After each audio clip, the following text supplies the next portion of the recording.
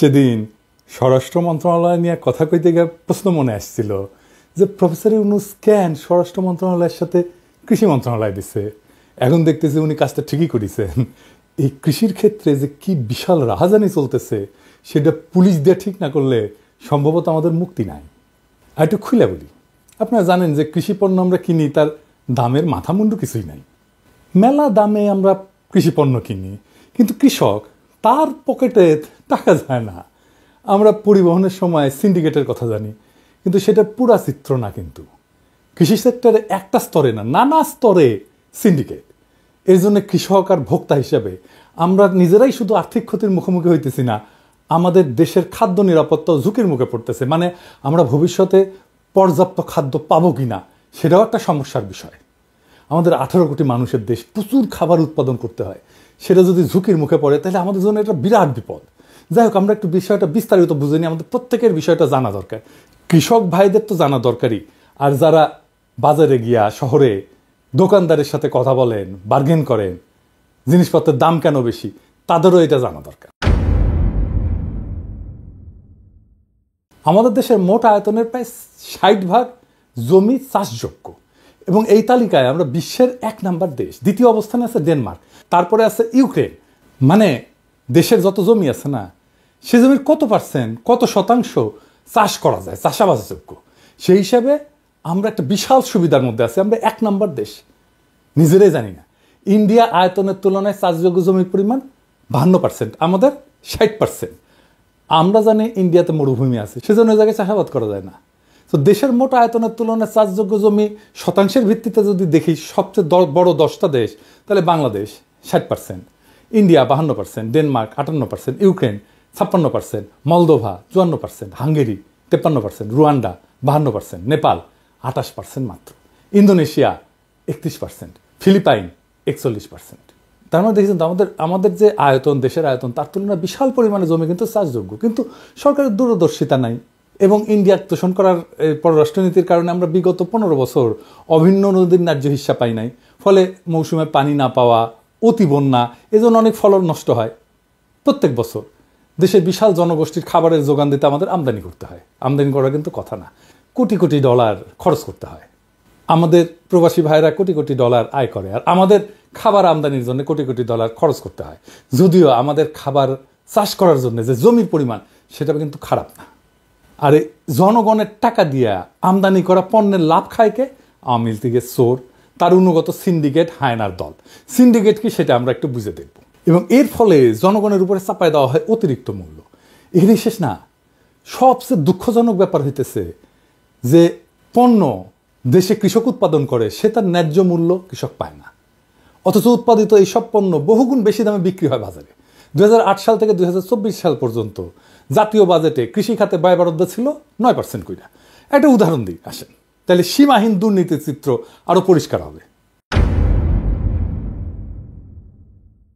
2009-2010 অর্থ বছরে, মানে আওয়ামী লীগ যখন প্রথম ক্ষমতায় আসলো আর কি, হাসিনার আমলে, কৃষিখাতে বরাদ্দ ছিল 10,954 কোটি টাকা। এর মধ্যে 9,000 কোটি টাকা বরাদ্দ করা হয় ভর্তুকি হিসেবে, মানে ম্যাক্সিমাম। 2023-24-এ, মানে আওয়ামী লীগ আমলের শেষ বছরে, এই বরাদ্দ দাঁড়ায় 2008-09-এর 3.5 গুণ, 33,698 কোটি টাকা। এর মধ্যে 25,000 কোটি টাকা ভর্তুকি হিসেবে রাখা হয়। ভর্তুকি মানে কি জানেন? মানে কোনো জিনিসের দাম যদি 10 টাকা হয়, সরকার যদি মনে করে সেখানে 5 টাকা ভর্তুকি দেয়, তাইলে আপনি 5 টাকায় জিনিসটা কিনতে পারবেন, 10 টাকার জিনিসটা আপনি যেন কম দামে কিনতে পারেন। তাইলে কৃষিতে ভর্তুকি কি কাজে লাগিচ্ছে? কৃষিকাজের জন্য প্রয়োজনীয় যে সমস্ত জিনিস লাগে আর কি, যেমন ধরুন কিনতে হয়, কৃষককে সার কিনতে হয়, বীজ কিনতে হয়, তারপরে যন্ত্রাংশ কিনতে হয়, বা কৃষি যন্ত্র কিনতে হয়, এগুলো যেন কম খরচে কৃষক কিনতে পারে, তাতে কৃষকের ঋণের বোঝা কমে, উৎপাদিত পণ্যের দামও যেন কমে। কিন্তু বাস্তবে হয়েছে উল্টাটা। কেমনে? মজার বিষয় আছে। দেখেন, এই মালের নাম হইল কামরুল আশরাফ খান পতন। পতন 2014 সালে নরসিংদী 2 আসনে এমপি হয় আওয়ামী লীগের চোরের দলের। তার প্রতিষ্ঠানের নাম হইতেছে পতন ট্রেডার্স। সে ভর্তুকির টাকায় 561 কোটি টাকার সার আমদানি করে মার্কেটে বেচে দেয়, যেটা আসলে কৃষকের কাছে কম দামে বিক্রি করার কথা ছিল। অথচ ভর্তুকির টাকায় আমদানি করায় সার সাধারণ কৃষকের কম দামে পাওয়ার কথা ছিল, পাইল না কৃষক। টাকাটা পাইল কে? পাইল আওয়ামী চোর। সরকারি সারের ভর্তুকির টাকা নিয়ে গেল এই দুর্বৃত্ত। হ্যাঁ, দেখেন এইখানে শেষ না, তার নামে দুর্নীতি দমন কমিশনে কিন্তু কেস ফাইল করলো, তার বিচারের আওতায় আনা যায় না, আজকে পর্যন্ত আনা যায় না, পতন ঘটানো যায় না, বরং আবার সে করেছে কি ফুটবল ফেডারেশনের প্রেসিডেন্ট হওয়ার খায়েশও করেছিল। এরকম ঘটনা একটা না, বছরে বছরে নতুন ফন্দি ফিকির করিয়া এই খাদ্য আর কৃষি খাতকে ঠেলে দেওয়া হয়েছে বিপর্যয়ের দিকে। বাংলাদেশ ভোগ্য পণ্যের বাজার হিসেবে কিন্তু বেশ বড় ভারতের জন্য, এবং সবচেয়ে কম সময়ে সবচেয়ে কাছে পণ্য সরবরাহ করা যায়। বাজার যদি অস্থিতিশীল থাকে তাহলে সবচেয়ে লাভ হচ্ছে ভারতের, তাতে একদিকে পলিটিক্যালি ব্ল্যাকমেল করা যায়, আবার অন্যদিকে অর্থনৈতিক লাভও আছে, জিনিসপত্র বেচাও যায়। আর আমাদের দেশ সিন্ডিকেট একদিকে যেমন রপ্তানিকারক দেশের সাথে কাজ করে, একই সাথে রাজনৈতিক সরকারের সাথেও কাজ করে। এদের লক্ষ্য একটাই, যে সাধারণ মানুষের পকেট কেটে তার ভাগ সরকার এবং প্রশাসনকে দেওয়া। তাই হয়ে আসছে গত 15 বছর। আমরা হাসিনা বড় বড় প্রকল্পের চুরি নিয়ে কথা বলি, সাথে আসে ব্যাংক ডাকাতির কথা, অর্থনৈতিক খাতকে পঙ্গু করার কথা। বড় প্রকল্প তো একবার হয়, মানে ধরেন ব্রিজ ট্রিজ তো এগুলো একবার হয়, রাস্তা টাস্তা। কিন্তু খাদ্য আর কৃষি তো প্রত্যেক দিনের ঘটনা। গত 15 বছর ধরে প্রত্যেক দিন আমরা আওয়ামী চোরদেরকে এইভাবে টাকা দিয়ে আসতেছি, এবং এই টাকাটা এরা এখনো পাইতেছে। এই যে খাতের কোথায় কিভাবে কেমনে দাম বাইরে যায়, এটা কিন্তু সাধারণ মানুষের কাছে দৃশ্যমান না। পদ্মা সেতুর মতো বাজারে 1 কেজি পেঁয়াজের দাম বাড়লে মানুষ বিরক্ত হয়, কিন্তু বুঝতে পারে না কোথায় কিভাবে ঘটনা ঘটতেছে। তাই ভাবলাম আজকে বিষয়টা একটু পরিষ্কার করি। এটা বুঝতে পারি পেঁয়াজ নিয়ে, যে প্রথমে ভারতীয় পণ্য বয়কট আন্দোলনের টাইমে দেখি যে পেঁয়াজ আমরা উৎপাদন করি চাহিদার চাইতে বেশি, আমরা যা খাই তার চেয়ে বেশি উৎপাদন করি, তাও আমাদের পেঁয়াজ আমদানি করতে হয় কেন ইন্ডিয়া থেকে। আর এমন ধারণা তৈরি করা হয় যে পেঁয়াজ না আসলে আমাদের রান্নাবান্না বন্ধ হয়ে যাবে। গত রমজানে 120 টাকা কেজি ছিল না পেঁয়াজ, এই রমজানে কত খাইতেছেন? 30 টাকা কেজি পেঁয়াজ খাইতেছেন, তাই না? কি ম্যাজিক? কোন ম্যাজিক? প্রফেসর ইউনুস ম্যাজিকে ইন্ডিয়ান পেঁয়াজ আমরা আনি না, এরই হইতেছে ম্যাজিক। তাও আবার কেউ কেউ বলে যে আগেই ভালো ছিলাম। সিন্ডিকেটকে ঠান্ডা করেন, পুরা বাজার ঠান্ডা হয়ে যাবে। এই কৃষি পণ্যের বাজারের রাহাজানি ভালোভাবে বুঝতে হলে আমাদের সিন্ডিকেট বিষয়টা একটু বুঝতে হবে। সিন্ডিকেট হইতেছে ইংরেজি শব্দ, ইংরেজি শব্দ জন্য যে ঠিক শব্দ তা কলে না, বাংলা মানে হইতেছে চক্র বা আতাত। মানে অনেকে একসাথে একটা কাজ করে। হাসিনা আর মোদি একসাথে হইয়া বাংলাদেশে ফ্যাসিবাদ চালাইছে না, তাই আমরা এটাকে হাসিনা মোদির সিন্ডিকেট কইতে পারি। তো ব্যবসায় যখন সিন্ডিকেট বলি আমরা, তো তখন এটা কিছু ব্যবসায়ী একত্র হইয়া যখন যে কোনো পণ্যের সরবরাহ, উৎপাদন এবং দাম নিয়ন্ত্রণ কইরা বাজারকে নিয়ন্ত্রণ করে, বাজারে মূল্য নিয়ন্ত্রণ করে। যেমন ধরেন সোয়াবিন তেল কে করে? এই যে মেঘনা group, TK group, City group, S Alam group, Abul Khair group, Bashundhara, এরা সোয়াবিন তেলের সিন্ডিকেট চালায়। মেঘনা কিন্তু 71 টিভির মালিক, মানে আওয়ামী লীগের শয়তানগুলো টাকা রাখার গেলে মূল জায়গা ছিল। গত 15 বছরে হেন কোনো অন্যায় নাই ব্যবসার জন্য যা করেনি। ভ্যাট নাও দেওয়া, অন্যায়ভাবে গ্যাস সংযোগ নেওয়া, তাপসের সাথে মিলা ব্যাংক করা, এখনো সে 1000 কোটি টাকার গ্যাস অন্যায়ভাবে ব্যবহার করেছে। এই যে মেঘনা টেকনা। টিকে গ্রুপ মূলত হইতেছে এস আলমের বি টিম, 15 বছর ধরে কাজ করেছে। এখন এই টিকে গ্রুপ এস আলমকে লক্ষ লক্ষ কোটি টাকা পাচারে সাহায্য করেছে। এরা ঠিক করলো যে সয়াবিন তেলের দাম বাড়াবি, তাই সরকারকে চাপ দেওয়ার জন্য তেল আমদানি কইরা মার্কেটে ছাড়লো না। মাদার ভেসেল থেকে ছোট ভেসেলে নামাইছে জাহাজ থেকে, কিন্তু তেল বিক্রি করতেছে না মার্কেটে, পাবলিক খেপায় দেওয়ার জন্য। তেলের দাম বাড়াতে পারেনি, আপনারা সহ্য করেছেন তেলের এই সংকট, কিন্তু ওদের কত হাজার হাজার কোটি টাকার বাণিজ্য জয় বাংলা করিয়া দিচ্ছে দেখছেন। হ্যাঁ, ওরা কি পরিমাণে বিলা হয়ে আছে আমাদের উপরে, আমার উপর তো আছেই। আবার ধরেন আমার হিসাবে চিনির দাম 100 টাকার বেশি হওয়ার কথা না। আপনি আমদানি করা চিনির দাম এর সাথে যা কর টর শুল্ক টুল্ক যোগ করেন, তাতে কোনোভাবে এটা 100 টাকার উপরে যায় না। এখন বাজারে বিক্রি হচ্ছে 120 টাকা। এই মাসে 3 লাখ, মানে এই রমজান মাসে 3 লাখ টন চিনি বিক্রি হবে। এই 3 লাখ টন এর সাথে যদি আপনি 20,000 টাকা যোগ করেন, তাহলে প্রত্যেক টন 600 কোটি টাকা এই রমজানে মার্কেট থেকে তুলে নেবে। আর এই চিনিরাওর কিন্তু মূল প্লেয়ার হইতেছে সিটি আর মেঘনা। সরকারকে বলতেছি চিনি আমদানিকারকদের দেখে বৈশা 100 টাকা কেজি দাম ঠিক করে দেবেন। সিটি আর মেঘনা সহ চিনির সিন্ডিকেট যদি গাড় পেলি করে না, হামাক করবেন মেঘনা গ্রুপের মালিককে তুলে নিয়ে মেঘনা ঠেকনা ফেলামো একেবারে। যাই হোক, কৃষিপণ্যের উৎপাদন, বিপণন আর বিতরণের ধাপগুলো দেখি, মানে সিন্ডিকেট কোথায় কোথায় কাজ করে। এটা কয় হইতেছে ভ্যালু চেন, ইংরেজিতে শোনারছেন না কলে।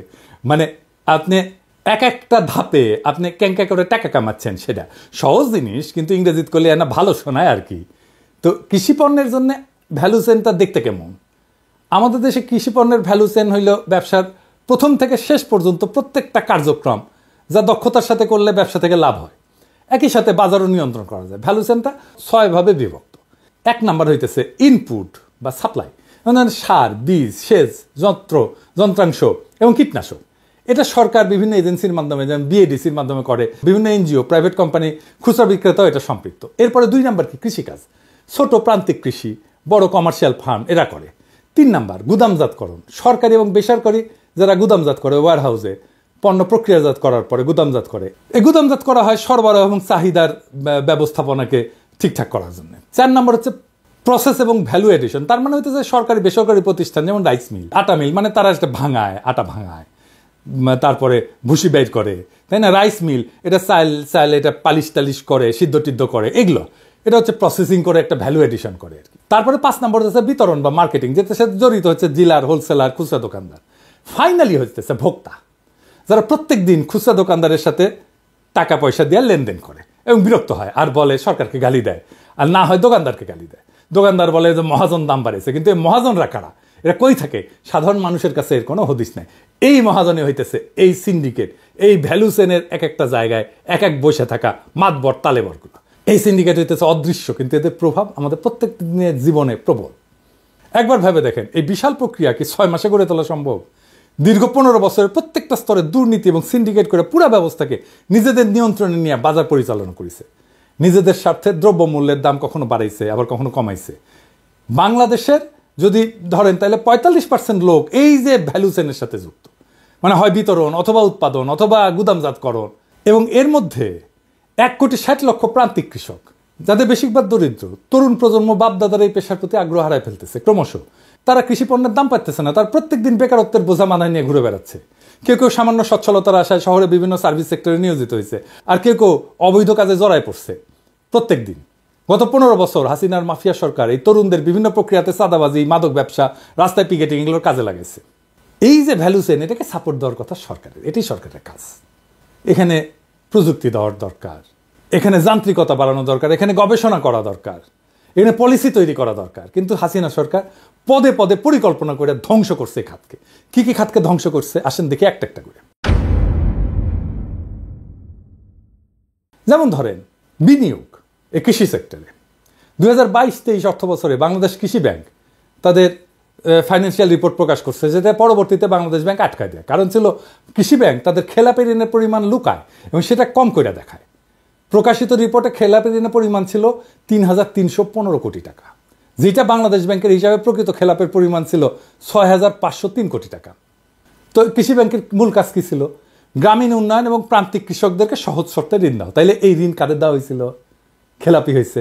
প্রফেসর ইউনূস স্যারকে কইব যে এদের নাম প্রকাশ করেন, দেশবাসী এটা জানতে চায় এই কৃষি ব্যাংকের টাকা কারা মাইরা খেয়েছে। আর কি কি খাত ধ্বংস করেছে? কৃষির যান্ত্রিকীকরণ। এখানেও চিত্র একই রকম। সরকার পরিকল্পনা করে দেশের প্রান্তিক কৃষকদের আধুনিক কৃষি যন্ত্রপাতি দিয়ে সাহায্য করবে, যেন কৃষকদের ফলন বাড়ে, তাই না, এবং খরচ কমে। এই লক্ষ্যে বরাদ্দ হয় 3,000 কোটি টাকার একটা তহবিল, এবং এই কৃষি যন্ত্রাংশ কেনার জন্য প্রায় 70% ভর্তুকি দেওয়া হয়। 2018-19 সালে একটা আন্তর্জাতিক প্রতিষ্ঠান IFPRI 3,000 কৃষকের উপর একটা জরিপ চালায় এবং চালায় দেখে যে বাহ, ভালোই তো, 90% বেশি জমিতে কৃষিকাজে আধুনিক যন্ত্র ব্যবহার করা হইতেছে। খুব ভালো না, তাই না? কিন্তু আশ্চর্যের ব্যাপার হইতেছে, মহা আশ্চর্যের ব্যাপার হইতেছে, এর 97 ভাগের মালিক কৃষক না। তাহলে ভর্তুকি কে পাইল? যারা যারা কৃষক না, তাদের ভাগ মাই রেখে কৃষিকাজ করার যন্ত্রপাতি কিনলো, কিন্তু সে নিজে কৃষক না, তাদের কাছ থেকে কৃষককে ভাড়া নিতে হইতেছে। আর এইগুলা সব আওয়ামী লীগের লোক। আওয়ামী লীগ এইভাবে এখনো পর্যন্ত খাইতেছে। আর কি খাত? কৃষি গবেষণা। এটা একটা গুরুত্বপূর্ণ বিষয়। এর ফলাফল তো দীর্ঘমেয়াদী। আমরা জানি 2010 সালে আমেরিকা প্রবাসী বাংলাদেশি বৈজ্ঞানিক মাকসুদুল আলম পাটের জেনোম সিকোয়েন্সিং করেন। মালয়েশিয়ার পর বাংলাদেশ দ্বিতীয় দেশ যারা এইটা করতে পারছিল। এই আবিষ্কারের ফলে পাট চাষ আরো সহজ এবং লাভজনক করা সম্ভব ছিল। শুধু তাই না, বাংলাদেশের প্রধান রপ্তানি খাত টেক্সটাইল এবং গার্মেন্টসের সাথে একটা নতুন বাজার তৈরি করার সম্ভাবনা ছিল। কিন্তু কাঁঠাল রানী ব্যস্ত ছিল কাঁঠাল নিয়ে, পাট না। তাই সময় কোথায় তার? পাটকে একসময় বলা হয়তো গোল্ডেন ফাইবার।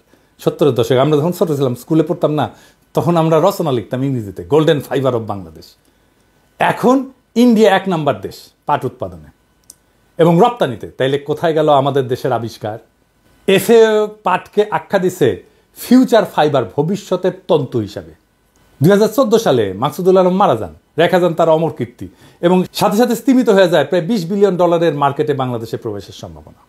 গত 15 বছর হাসিনার পরিকল্পিত এই দুঃশাসন এই একটা একটা কইরা এই যে ভ্যালু চেইন কৃষিখাতের প্রত্যেকটা স্তরকে ধ্বংস করে দিছে, সাথে সাথে সুসংগত করে গেছে মাফিয়াদের সিন্ডিকেট হিসেবে। এরা হাসিনার সময় ছিল, এখনো আছে। এদের সীমাহীন লোভ, রাজনৈতিক দলের আশকারা এবং সমর্থন, প্রশাসনের সাথে অলিখিত আতাত, এইগুলাই জিম্মি করে রাখছে একদিকে কৃষক, আরেকদিকে সাধারণ ভোক্তাদের। সাময়িকভাবে বাজারে হয়তো কিছুটা নজরদারিতে স্থিতিশীল হয়, কিন্তু এটা অস্থায়ী, এটা থাকে না, কারণ সিন্ডিকেট আবার অ্যাক্টিভ হয়ে যায়। আবার সরকারের কাছে সবগুলো স্তরের তথ্য নাই, এত লোক বল নাই, আবার অনেকে এটার সাথে জড়িত। তাইলে এটার সমাধান কি? এর সমাধান করতে হবে এই যে ভ্যালু চেইন, এটাকে পুরাপুরি রিফর্ম করতে হবে, এটাকে সংস্কার করতে হবে। আসেন তাহলে সমাধান নিয়ে আলাপ করি। আমাদের দেশে মাথাপিছু চাষযোগ্য জমির পরিমাণ 0.05 হেক্টর, খুবই সামান্য, তাই না? কিন্তু শুনলে অবাক হবেন যে চীনে মাথাপিছু চাষযোগ্য জমির পরিমাণ 0.08 হেক্টর। খুব যে বেশি তা কিন্তু না। 2007 সালে চায়না 4টা নতুন পদক্ষেপ নেয় এবং কইরা তারা এখন এগ্রিকালচারে, কৃষিতে সুপার পাওয়ার। আমাদের জন্য সময়টা আরও কম লাগবে, কারণ আমাদের আভ্যন্তরীণ যে আমাদের ভূগোল সেটা সমতল, পুরো দেশই একটা সমতল, আমাদের বাধা কম, এবং একই সাথে আমরা আয়তনে অনেক ছোট একটা দেশ। তাহলে প্রথম কাজ কী হবে? প্রথম কাজ হবে সমবায় তৈরি করা। সমবায় একটা ধারণা হিসাবে, কনসেপ্ট হিসাবে তৈরি করা। আমাদের দেশে প্রান্তিক কৃষকেরা একা, দুর্বল এবং সেই জন্য অসহায়, কিন্তু সম্মিলিতভাবে তারা একটা বড় কমিউনিটি, একটা বড় সম্প্রদায়। এরা যদি একটা বিশেষায়িত একটা সমবায় পদ্ধতির মধ্যে আসে এবং আমরা যদি তাদের জন্য অর্থায়ন সহজ করতে পারি, স্বচ্ছ ব্যবস্থাপনা করতে পারি, একই সাথে এদের বার্গেন করার, এদের দরদাম করার পাওয়ার ক্ষমতা এটা বাড়বে। নতুন প্রজন্ম এই প্ল্যাটফর্মে আসতে উৎসাহী বোধ করবে, কারণ কাজ করার সুযোগ থাকবে, তথ্য থাকবে অনেক বেশি, তার ফলে নিয়ন্ত্রণ থাকবে। এরা নতুন প্রজন্ম অনেক বেশি টেকনোলজি জানে, তাই টেকনোলজির ব্যবহার অনেক বেশি হবে। ভ্যালু চেইনের যে প্রথম 3টা স্তর, যেমন ইনপুট সোর্সিং, ফার্মিং, স্টোরেজ, একই সাথে করার সুযোগ থাকবে। ফলে এই স্তরে সিন্ডিকেটের ক্ষমতা ক্রমশই হ্রাস পাবে। তাহলে এই যে নতুন প্রজন্ম, এই নতুন প্রজন্ম কিন্তু ভ্যালু চেইনের 3টা স্তর, প্রথম বলছিলাম না, মনে আছে? ইনপুট সোর্সিং মানে ওই যে সার, বীজ, টিজ এগুলো জোগাড় করা, কৃষিকাজ করা, মূল কৃষিকাজটা করা। এবং 3 নম্বর হচ্ছে এটার গুদামজাত করা, একই সাথে করতে পারবে এই কৃষক, এই নতুন প্রজন্ম। এর ফলে সিন্ডিকেটের ক্ষমতা ক্রমে হ্রাস পাবে, এই জায়গাগুলোতে সিন্ডিকেট আর থাকবে না। এই চীন ছাড়াও Netherland, Denmark, America, Japan, Canada সহ আরও কিছু দেশ যারা এগ্রি সুপার পাওয়ার হিসাবে পরিচিত, তাদের সবারই এই ধরনের সমবায়ের একটা মডেল আছে এবং তাদের সাফল্য প্রমাণিত। আমাদের দেশে গ্রামীণ ব্যাংক, প্রফেসর ইউনূসের গ্রামীণ ব্যাংকেরও কিন্তু সমবায়ের মডেল আছে। এই সাই শুধু দেশে না, সারা পৃথিবীতে সফলতার সাথে কাজ করছে গ্রামীণ ব্যাংক। 2 নম্বর, প্রযুক্তি এবং যান্ত্রিকীকরণ। কৃষিতে প্রযুক্তি একটা খুবই গুরুত্বপূর্ণ বিষয়, এটা আমাদের দেশেও প্রমাণিত। এই যে কৃষি প্রযুক্তির যে মালিকানা, এইটা শুধু কৃষকের হাতে তুলে দিতে হবে, তার সাথে নতুন টেকনোলজির ব্যবহার যোগ করতে হবে ক্রমান্বয়ে। আজকের তরুণ প্রজন্ম, নতুন প্রজন্ম অনেক স্মার্ট এবং টেকনোলজি জানে, যেটা পুরনো প্রজন্মের কাছে বিড়ম্বনা, তারা এটা করতে চায় না। পুরনো প্রজন্মের কাছে যেটা বিড়ম্বনা, সেটা নতুন প্রজন্মের কাছে ভরসার জায়গা। এতে পণ্য এবং গুণগত মান বৃদ্ধি পায়, খরচ কমবে, অপচয় কমবে, ফলে ফলন বেশি পাওয়া যাবে। 3 নম্বর, কৃষি পণ্যের যে বাজার ব্যবস্থাপনা, স্বচ্ছতা আনতে হবে, এটা গণতান্ত্রিকরণ করতে হবে এবং সংযুক্ত করতে হবে, বাজারগুলোকে সংযুক্ত করতে হবে, বাজার ক্রেতা বিক্রেতা এটাকে সংযুক্ত করতে হবে। এটা কি? 3টা উপাদান প্রয়োগ করে প্রযুক্তি নির্ভর বাজার সংস্কার করলে এই বাজার ব্যবস্থায় যে বাজার পরিবর্তন ব্যাখ্যা করতেছে। 1 নম্বর, স্বচ্ছতা। বাজার ব্যবস্থা কৃষক এবং ভোক্তার মধ্যে একাধিক মধ্যস্বত্বভোগী থাকে, ফলে দামের অস্বচ্ছতা সৃষ্টি করে। কৃষক জানেই না যে তাদের উৎপাদিত পণ্য শেষ পর্যন্ত কি দামে বিক্রি হচ্ছে, এতে তারা বাজারের ন্যায্য মূল্য থেকে বঞ্চিত হয়। আর আমরা তো দেখছি বর্তমান বাজার ব্যবস্থা কিছু ব্যবসায়ী গোষ্ঠী, সিন্ডিকেট দামের উপরে একচেটিয়া নিয়ন্ত্রণ প্রতিষ্ঠা করে। প্রযুক্তির ব্যবহারের মাধ্যমে কৃষক যদি সরাসরি বাজারে প্রবেশের সুযোগ পায়, তাহলে এই সমস্যার সমাধান হতে পারে। যেমন কি, ধরো সরাসরি কৃষক ভোক্তার কাছে বিক্রি করতে পারবে। ফার্মার টু কনজিউমার মডেল ব্যবহার করলে কৃষক সরাসরি তার উৎপাদিত পণ্য অনলাইনে বিক্রি করে দিতে পারবে। ভারত এবং চীনে কিন্তু এই মডেল দারুণভাবে সফল হয়েছে। আরও করা যায়, যেমন ধরেন স্মার্ট কন্ট্রাক্ট, এটার মাধ্যমে দর কষাকষি করা যায়। একটা অনলাইন বিডিং মার্কেট চালু করা যায়, যেখানে কৃষকরা তাদের পণ্য নির্দিষ্ট বিক্রি করে দিতে হবে, বিট করতে পারবে, বলবে যে এটা আমার পণ্য, দাম এত, আমাকে এত টাকা দিতে হবে এত মনের জন্য। সেইখান থেকে ভোক্তা বা পাইকারেরা সেরা দামে কিনে নিতে পারবে। এতে কৃষকেরা ন্যায্য মূল্য পাবে এবং সিন্ডিকেটের হাতে বাজার নিয়ন্ত্রণ থাকবে না। আর সংযুক্তি বলতে যেটা বলছি, কৃষকদের শহরের পাইকারি বাজারের সাথে এবং সরাসরি ভোক্তাদের সাথে সংযুক্ত করা যায়, তাইলে বাজার আরও কার্যকর হবে এবং পণ্যের দাম স্থিতিশীল থাকবে। আর কি? আন্তর্জাতিক বাণিজ্য। প্রধান উপদেষ্টা সমুদ্র বন্দর নিয়ে ভবিষ্যৎ পরিকল্পনা করছে, তা কিন্তু সত্যি আশার আলো দেখাচ্ছে। আমাদের কৃষি পণ্যের গুণগত মান বজায় রাখা দরকার। প্রসেসিং জোন, যেখান থেকে আমরা পৃথিবীর কাছে অনেক সুলভ মূল্যে ভালো পণ্য বাজারজাত করতে পারবো, তাতে বৈদেশিক মুদ্রা আসবে, যার ভাগ কৃষকও পাবে। বাজার মূল্য নিয়ন্ত্রণের প্রথম ধাপ হচ্ছে কৃষকের ক্ষমতায়ন। বৈষম্যহীন বাংলাদেশ গড়তে হাজার হাজার ছাত্র জনতা প্রাণ দিয়েছে 2024 জুলাই আগস্টে। কৃষককে ক্ষমতায়ন করার মধ্যে দিয়ে সেই যাত্রা শুরু হোক কৃষিতে। প্রফেসর ইউনূসের কাছে আমার অনুরোধ, দেশে অনেক উদ্যমী এবং প্রতিভাবান তরুণ আছে, তাদের সাথে আছে অনেক নিবেদিত প্রাণ উদ্যোক্তা, যারা দেশে প্রযুক্তি উন্নয়ন করতে পারবে, যারা দেশ গড়তে চায়। এই সোনার দেশে অনেক সম্ভাবনা, শুধু প্রয়োজন আপনার এবং আপনার সরকারের পৃষ্ঠপোষকতা। আসেন আমরা দেশটাকে গড়ে তুলি। এই অস্থিতিশীল বাজার, সিন্ডিকেটের দৌরাত্ম্য এবং কৃষকদের ন্যায্যতার অভাব এগুলো কোনো স্বাভাবিক অবস্থা না, বরং পরিকল্পিত লুটপাটের ফল হাসিনার জামানার। এর সমাধান প্রশাসনিক শাস্তি না, বরং কৃষিখাতের কাঠামোগত সংস্কার, প্রযুক্তির ব্যবহার এবং কৃষকদের অর্থনৈতিক ক্ষমতায়ন। সিন্ডিকেট ভাঙতে হলে কৃষকদের সরাসরি বাজারের সাথে যুক্ত করতে হবে, স্বচ্ছ নীতিমালা গড়ে তুলতে হবে। আগের ফ্যাসিস্ট এবং স্বৈরাচারী সরকারগুলো সেটা করেনি, আমাদের সেটাই করতে হবে। কৃষকদের হাতে ক্ষমতা ফিরাই দিতে হবে। বাংলাদেশের 18 কোটি মানুষের ভাগ্য সিন্ডিকেট না, প্রবৃদ্ধির চাবিকাঠি হইতে পারে যদি শুধু আমরা নিজেরাই ব্যবস্থা নিতে পারি নিজেদের ভাগ্যের। ইনকিলাব জিন্দাবাদ।